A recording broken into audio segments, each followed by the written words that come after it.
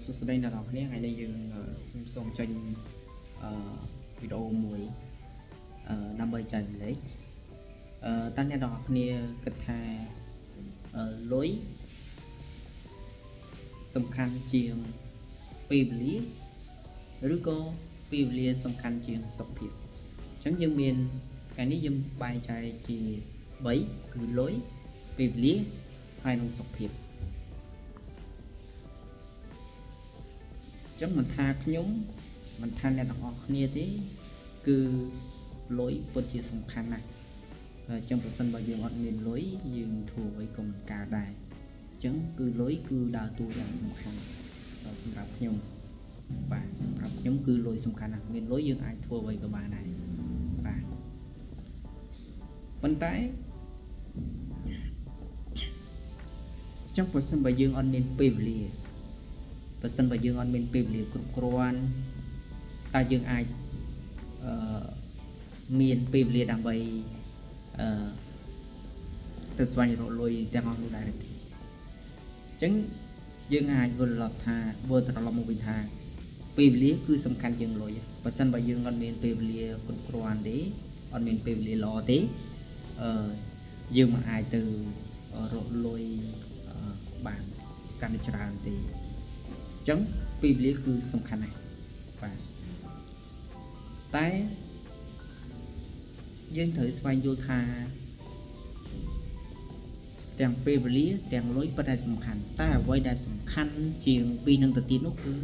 សុខភាពអញ្ចឹងសុខភាពគឺជាអ្វីៗទាំងអស់សម្រាប់យើងទាំងអស់គ្នាបើសិនបើយើងមានពេលវេលាល្អប៉ុន្តែសុខភាពរបស់យើងទុនខ្សោយគឺយើងមិនអាចទៅស្វែងរកលុយធ្វើអ្វីផ្សេងឲ្យមានប្រយោជន៍បានទេអញ្ចឹងវាស្មើនឹង0តែម្ដងបាទប៉ុន្តែបើសិនបើយើងមានសុខភាពល្អហើយយើងមានពេលវេលាល្អប៉ុន្តែយើងអត់ចេះបែងចែកពេលវេលាទាំងអស់នោះឲ្យមានប្រយោជន៍